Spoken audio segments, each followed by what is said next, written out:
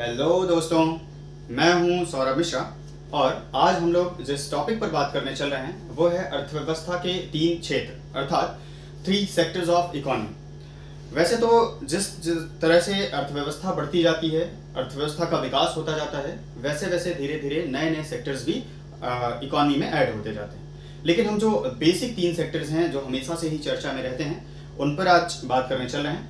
कौन कौन से सेक्टर्स हैं? तो पूरी इकोनॉमी, चाहे वो इंडियन इकोनॉमी हो या फिर दुनिया की दूसरी इकोनॉमीज हो, जनरली 3 सेक्टर्स में बटी हुई होती हैं। कौन कौन से सेक्टर होते हैं? तो पहला है प्राइमरी सेक्टर, जिसे प्राथमिक क्षेत्र कहते हैं। दूसरा सेकेंडरी सेक्टर, जिसे द्वितीयक क्षेत्र कहते हैं। और तीसरा है आपका टर्शरी सेक्टर, जिसे कि तृतीयक अथवा सेवा क्षेत्र कहते हैं। अब अगर बात करें प्राइमरी सेक्टर की, तो प्राइमरी सेक्टर के अंदर स्पेशली कौन कौन सी चीजें आती हैं? तो जो 2 एलिमेंट्स आते हैं प्राइमरी सेक्टर में वो है एक एग्रीकल्चर और दूसरा एग्रीकल्चर से संबंधित एक्टिविटीज, जिन्हें एग्रीकल्चरल अलाइड एक्टिविटीज कहा जाता है। ठीक है, बात करें अगर एग्रीकल्चरल अलाइड एक्टिविटीज में कौन कौन सी सर्विसेज आती हैं, तो कुछ 2-3 एग्जांपल्स मैंने लिख रखे हैं, जैसे कि माइनिंग और हॉर्टिकल्चर अर्थात फ्रूट्स एंड फ्लावर्स की खेती करना, जिसे बागबानी कहते हैं आप। तो बागबानी, माइनिंग, एग्रीकल्चर, ये सारी ही चीजें कहाँ आती हैं? दायरे के अंदर आती हैं प्राइमरी सेक्टर के। फिर अगर सेकेंडरी सेक्टर की बात करें तो सेकेंडरी सेक्टर में बेसिकली 2 एलिमेंट्स आते हैं। एक है मैन्युफैक्चरिंग ऑफ गुड्स और प्रोडक्ट्स, जिसमें कि ड्यूरेबल गुड्स भी आते हैं और नॉन ड्यूरेबल गुड्स भी आते हैं। फिर दूसरी तरफ इंफ्रास्ट्रक्चरल प्रोजेक्ट्स को हैंडल करना या एक तरह से कंस्ट्रक्शन करना, तो कंस्ट्रक्ट करना भी आता है किसके अंदर? सेकेंडरी सेक्टर के अंदर।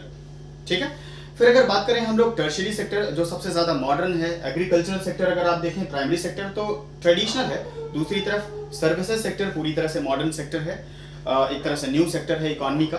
और इसके अंदर स्पेशली आती हैं सर्विसेज, जो कि बिजनेस को और ट्रेड को हेल्प करती हैं। ठीक है, तो ट्रेड और बिजनेस को हेल्प करने वाली एक्टिविटीज कौन सी हैं?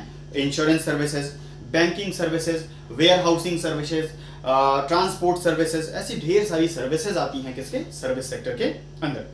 तो सर्विस सेक्टर के दायरे में ढेर सारी सर्विसेज आती हैं। अब अगर हम लोग डेटा की बात करें, इंफॉर्मेशन की बात करें, 1951 से अर्थात during the time of independence से अब तक की बात अगर हम लोग करें, तो 1951 के टाइम 56% था ओवरऑल जीडीपी में कंट्रीब्यूशन किसका? प्राइमरी सेक्टर का। दूसरी तरफ 15% के आसपास बहुत कम कंट्रीब्यूशन हुआ करता था जीडीपी में किसका?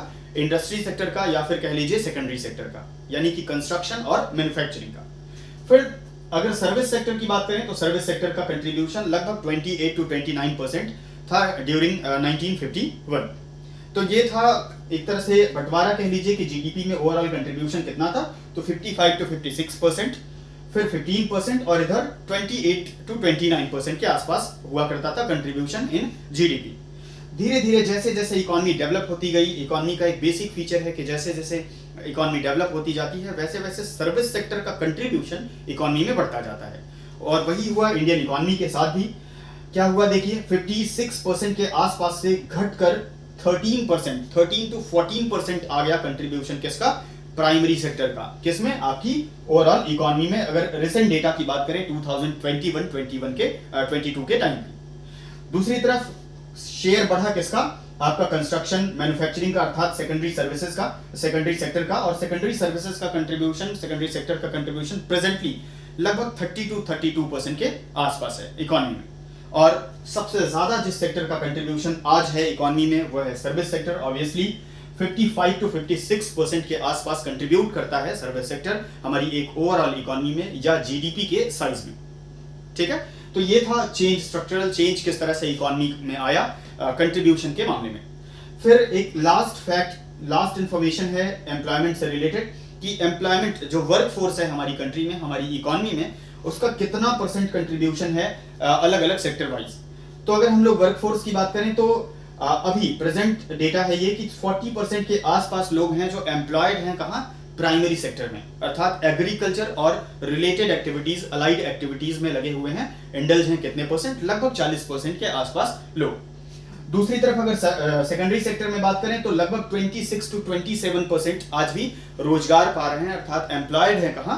सेकेंडरी सेक्टर में। और प्रेजेंट की अगर बात करें सबसे ज़्यादा कंट्रीब्यूशन की तरफ जो बढ़ रहा है अभी, हालांकि प्राइमरी सेक्टर में आज भी 40% है, लेकिन बहुत तेजी से बढ़ रहा है और अभी 33 to 34% के आसपास एम्प्लॉयमेंट प्रोवाइड कर रहा है कौन सा, सर्विस सेक्टर, जो कि बहुत जल्द प्राइमरी सेक्टर को बीट करके 40% से भी ऊपर निकल जाएगा, ऐसा एक्सपेक्टेशन है। ठीक है, तो ये था ओवरऑल आज का टॉपिक, 3 सेक्टर्स ऑफ इकोनॉमी। जैसा कि मैंने शुरू में भी बताया कि 4 सेक्टर 5 सेक्टर ऑफ इकोनॉमी की भी बात की जाती है आजकल।